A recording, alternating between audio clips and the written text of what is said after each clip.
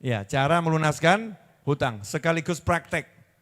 Karena hutang saya sedikitnya, ini sedikitnya, yang sebanyaknya nggak usah disebut. Ya, sedikitnya 4 miliar rupiah dan harus lunas insya Allah di bulan Februari awal. Di bulan Februari awal, sekarang awal Desember, berarti awal Januari, awal Februari. Hanya tersisa 2 bulan. Ya 2 bulan, kurang lebih tersisa 60 hari. Dalam 60 hari saya harus memenuhi kewajiban melunaskan hutang majelis, hutang pembangunan, hutang pembelian tanah, material dan lain sebagainya sebesar sedikitnya 4 miliar rupiah. Nah gimana caranya? Ini banyak yang nanya, caranya bagaimana? Sekaligus saya ajarkan dan ijazah doanya saya ijazahkan. Jadi enggak usah tanya lagi doanya itu udah diijazahin belum, boleh diamalkan tidak.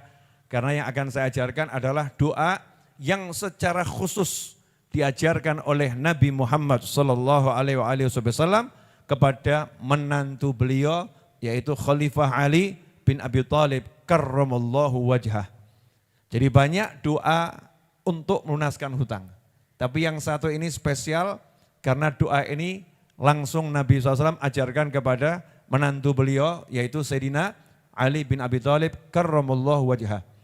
Nah sebelumnya harus ada yang kita perbaiki dulu kalau salah. Cara berhutang. Ya cara berhutang. Satu, cara berhutangnya harus halal.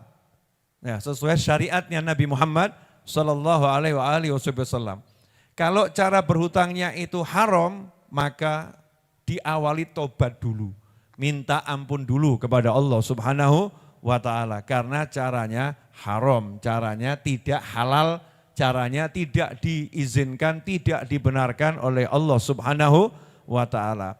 Kita harus tobat dulu, minta ampun pada Allah Subhanahu wa ta'ala dengan penuh kesungguhan, ya dengan penuh kesungguhan. Kemudian yang kedua, ini yang juga enggak kalah pentingnya. Niatnya ketika berhutang. Karena niat ketika berhutang menentukan dan sangat menentukan harta yang kita terima atau hutang itu sendiri yang kita terima nanti akan membawa kebaikan atau kehancuran. Ya, akan bawa kebaikan atau kehancuran. Barang siapa yang berhutang dengan niat untuk melunaskannya dijanjikan oleh Allah Ta'ala lewat lisan Nabi Muhammad SAW. Siapa yang berhutang dengan niat melunaskannya, addahullah anhu, maka Allah yang akan melunaskannya. Ya, siapa berhutang niat pengen melunaskannya, maka Allah yang akan melunaskannya. Kalau judulnya ada jaminan Allah yang akan melunaskannya, jangan ragu, jangan takut, jangan khawatir. Artinya kalau niat hutangnya itu betul, insya Allah pasti lunas. Dan lunasnya enggak susah, lunasnya enggak capek, lunasnya enggak bawa masalah, lunasnya dengan mudah. Kenapa? Karena janjinya Allah, Allah yang melunaskannya. Siapa yang melunaskan? Allah yang melunaskannya. Kalau Allah yang melunaskan caranya bagaimana? Nah disitulah istimewanya. Kalau udah judulnya Allah berkata, aku yang urus, aku yang lunaskan, Allah enggak mau caranya kita tahu. Ya caranya kita tidak akan diberitahu oleh Allah Subhanahu wa ta'ala, pokoknya ujung-ujungnya lunas. Tugasmu hanya melakukan yang bisa kamu lakukan sehingga kalimat saya berhutang dengan niat untuk melunaskan itu betul-betul terwujud karena definisi niat adalah keinginan yang diikuti dengan perbuatan. Itu namanya niat. Kalau keinginan enggak ada perbuatannya, enggak ada aksinya, namanya melamun. Pengen beli rumah, tapi enggak ada aksinya, enggak ada perbuatannya, cuman pengen beli rumah, pengen beli rumah. Itu namanya apa? Ngelamun, ya melamun. Pengen nikah, cuman ngomong pengen nikah, tapi enggak pernah cari calon mertua, bukan calon istri, calon mertua. Enggak pernah cari calon mertua. Enggak pernah ya dia persiapkan yang harus dia penuhi untuk menikah. Itu namanya melamun.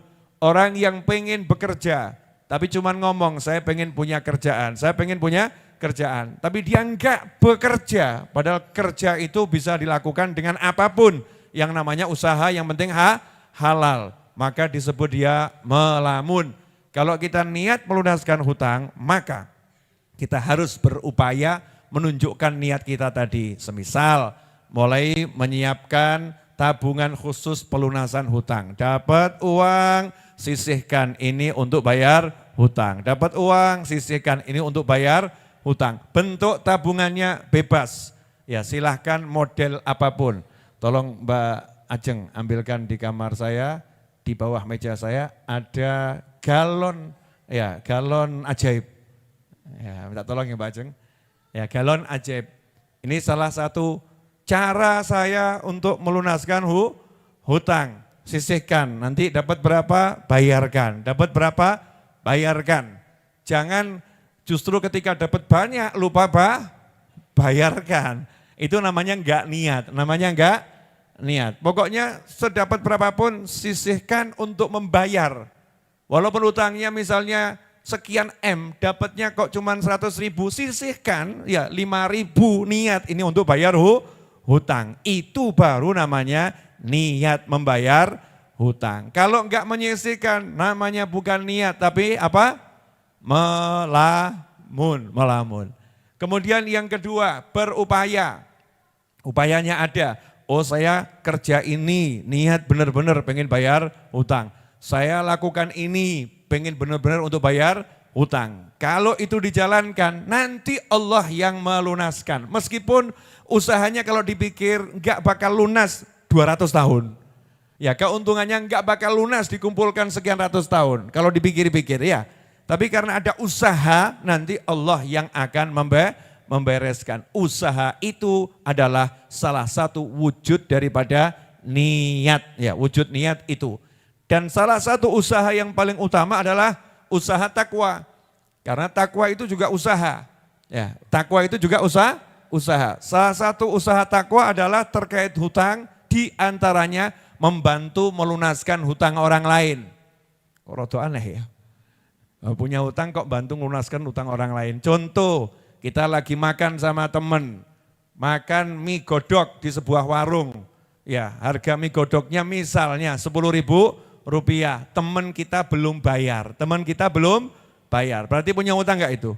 Hutang mie godok. Sementara kita punya uang 100.000 dan kita punya hutang 10 juta, maka kita niat, ya Allah saya akan bayar yang 10.000, saya lunaskan hutangnya, tolong lunaskan hutang saya. Karena barang siapa, nah ini hadiah dari ibu saya waktu ulang tahun 2 tahun yang lalu.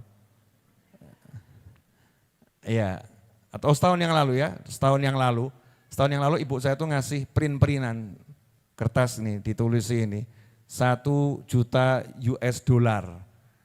Nah, dan tidak lama kemudian tahun 2023 tiba-tiba beli tanah. Ya, yang angkanya juga sangat fantastik sehingga utangnya sangat banyak. Jadi ibu saya mendoakan saya dapat duit, caranya saya harus dapat utang dulu. Ya, dengan dapat hutang, beli tanah, ya utang tanah, kemudian Allah kasih saya rezeki, bisa bangun dan lain sebagainya. Ini cara melunaskannya. Saya dapat duit berapa saya masukkan di sini. Ini tinggal dikit karena diambil terus. Ya, diambil maksudnya dibayarkan ya, dibayarkan. Dapat berapa diambil dibayarkan. Terus jangan remehkan. Galon ya galon, enggak ada mereknya apa-apa nih ya, galon.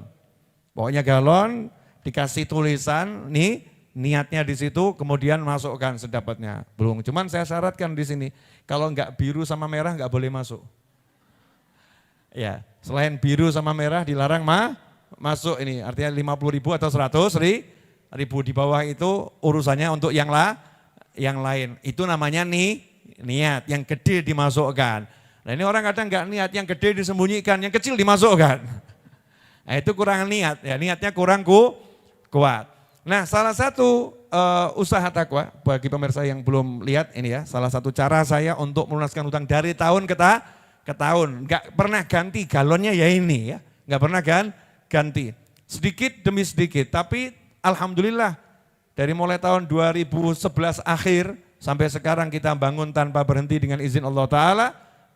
Alhamdulillah semuanya beres. Yang paling akhir bukan yang terakhir. Yang paling akhir adalah pembelian tanah yang sudah kita bangun menjadi 4 lantai. Tapi bangunnya belum selesai di awal Agustus lalu dan sekarang udah awal Desember, Agustus, September, Oktober, November, Desember. Ini masuk bulan keempat ya, masuk bulan keempat. Nanti di bulan Februari harus lunas hutang tanahnya dan juga biaya pembangunannya. Karena pembangunan masih berjalan. Salah satu jalan takwa selain membantu melunaskan hutang orang lain adalah istiqomah membaca doa. Ya, istiqomah berdoa, membaca dengan dipahami dan dengan sungguh-sungguh. Ya, doa yang diajarkan oleh Nabi Muhammad sallallahu alaihi wasallam yang secara khusus Rasul ajarkan kepada Khalifah Ali bin Abi Thalib karramallahu wajhah yang tertuang di dalam kitab Imam Tirmidzi, Imam Ahmad dan lain sebagainya. Diceritakan suatu hari Sayyidina Ali radhiyallahu anhu berkata, "Anna mukataban ja'ahu faqal inni qad ajastu an mukatabati fa'inni." Suatu hari ada seorang budak mukatab. Mukatab itu istilah ya. Pegawai, ada pegawai negeri, ada pegawai swasta. Itu istilah pegawai negeri, pegawai swasta. Nah, ini ada juga budak. Yang budak biasa, ada budak mukatab. Budak mukatab itu apa? Budak yang sudah diberi kesempatan oleh tuannya untuk merdeka dengan syarat dia membayar dirinya sendiri.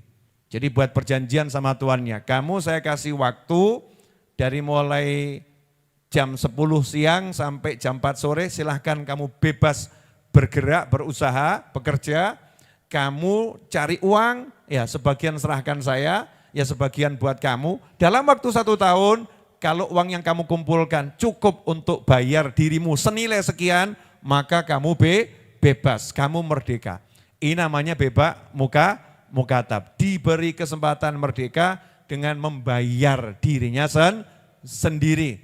Nah, satu budak mukatab datang menemui Khalifah Ali bin Abi Thalib karramallahu wajhah dan berkata kepada beliau radhiyallahu taala anhu, sesungguhnya saya tidak mampu membayar nilai saya. Misalnya kalau bayar 50 juta saya merdeka, ini berapa hari lagi masuk jatuh temponya, sementara uangnya belum ngumpul, sehingga saya enggak mampu membayar. Fa'inni, please help me, tolong saya. Yang didatangi Khalifah Ali bin Abi Thalib radhiyallahu anhu yang sama juga enggak punya al-fulusu.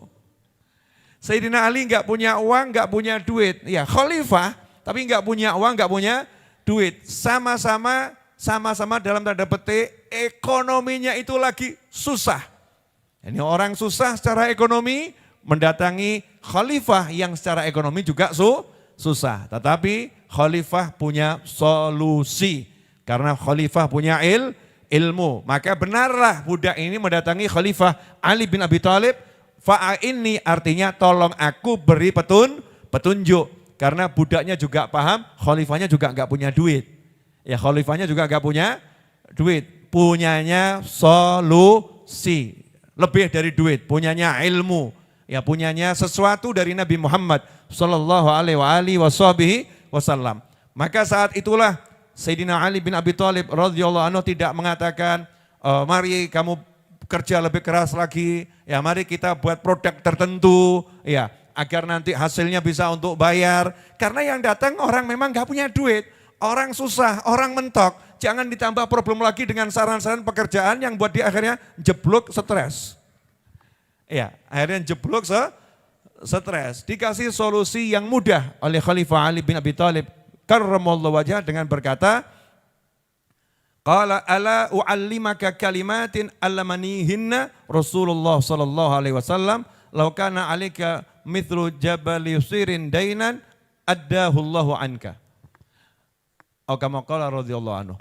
Mau tidak kamu saya ajarkan beberapa rangkaian kalimat? Mau enggak kamu saya ajarkan beberapa rangkaian kalimat yang langsung diajarkan kepada saya oleh Nabi Muhammad Sallallahu Alaihi Wasallam.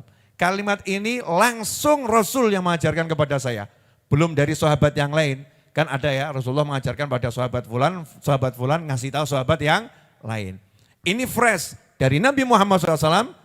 Langsung ke Khalifah Ali bin Abi Thalib radhiyallahu anhu, langsung kepada yang punya masalah tadi. Mau enggak kamu saya ajarin beberapa kalimat yang diajarkan khusus oleh Nabi Muhammad sallallahu alaihi wasallam. Seandainya kamu punya hutang sebanyak atau sebesar Gunung Mesir, nama sebuah gunung yang sangat besar, addahullah anka, maka Allah akan melunaskan hutangmu. Jadi kalau uangnya ditumpuk sebanyak Gunung Merapi itu. Ya, uangnya ditumpuk sebanyak Gunung Merapi. Emasnya ditumpuk sebanyak Gunung Merapi, hutangnya sebanyak itu lunas. Ini kalau buat janji kira-kira nanggung atau enggak nanggung nih? Enggak nanggung. Iya.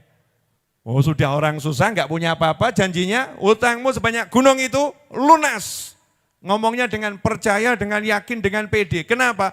Karena yang ngajarkan Nabi Muhammad Sallallahu Alaihi Wasallam, syaratnya nomor 1 diterima dengan iman, jangan pernah pakai akal, jangan pernah pakai hitungan, akhirnya mempertanyakan, akhirnya jadi ingkar, naudzubillah min dzalik. Dengan iman, percaya, yakin, kalau ini diamalkan, pasti hutangnya sebanyak apapun dilunaskan oleh Allah Subhanahu wa taala. Maka dengan senang hati budak mukatab tadi menjawab, wah mau, ya senang. Nah, coba kalau kita datang ke tempatnya kiai, datang tempatnya ustadz, datang tempatnya guru, datang tempatnya syekh, datang tempatnya habib, diajari mudah saya ajari doa, jawab, doa udah banyak Bib. Ya doa udah saya amalkan tapi belum ada hasilnya. Kelihatannya doanya kurang manjur. Apa Yai Habib Ustadz punya doa yang lebih manjur lagi? Ini naudzubillah min dzalik ini. Itu doa tanpa keyakinan ya, doa tanpa keyakinan. Syaratnya doa adalah keyakinan.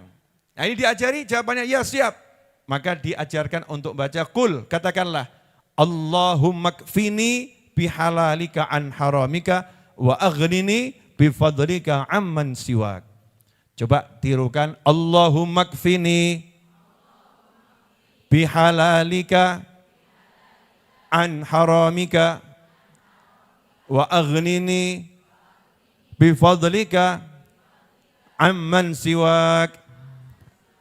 Kalau diterjemahkan, Allahumma kfini bihalalika an haramika. Ya Allah, cukupilah aku dengan rezekimu yang halal sehingga aku tidak mendapatkan rezeki yang haram.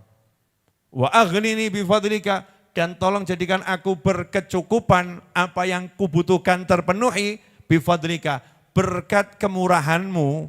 Ya, berkat kemurahanmu, bukan kepandaianku, bukan usahaku, bukan kehebatanku, enggak. Karena kamu bermurah kepadaku, karena kamu pengen ngasih aku ya Allah, karena karuniamu semata, amman siwak, sehingga aku tidak bergantung kepada selain engkau. Hanya yakin sama kemurahanmu, bukan usaha, bukan relasi, bukan teman, bukan apapun. Hanya kemurahanmu semata, wahai Allah Subhanahu wa ta'ala. Maka doa tadi diamalkan oleh sang budak, beberapa hari kemudian lunas, dia jadi budak yang merdeka. Siap mengamalkan? Siap. Maka biar tidak jadi lamunan, salah satu ulama mengajarkan agar doa ini dibaca setelah subuh. Habis sholat subuh waktu zikir, baca 41 kali.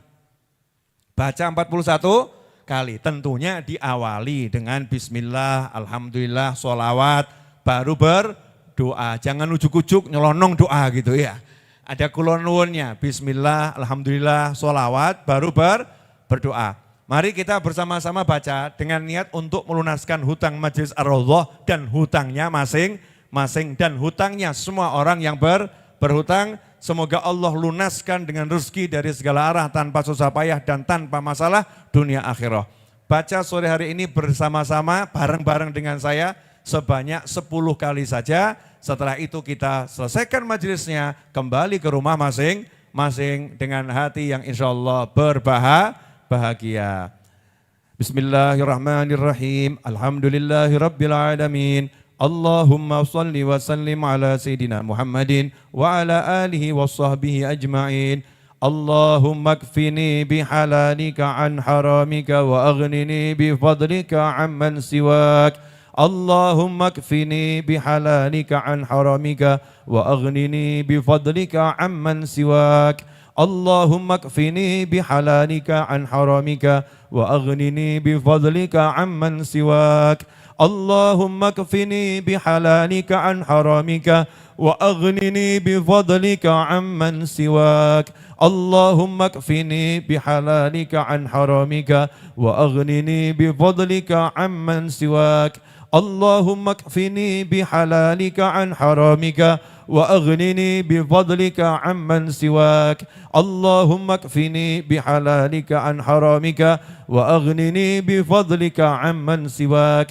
Allahumma kfini bihalalika an haramika wa aghnini bifadlika amman siwak. Allahumma kfini bihalalika an haramika wa aghnini bifadlika amman siwak. Allahumma kfini bihalalika an haramika wa aghnini bifadlika amman siwak. Wa sallallahu ala sayyidina Muhammadin wa alihi wa sahbihi sallam. Walhamdulillahi rabbil alamin ala hadhihi niyah wa ala kulli niyatin salihatin jamiatin nafi'ah wa ala ma nawa habibi Ali wa ila hadratin nabi sallallahu alaihi wasallam. Al-Fatihah.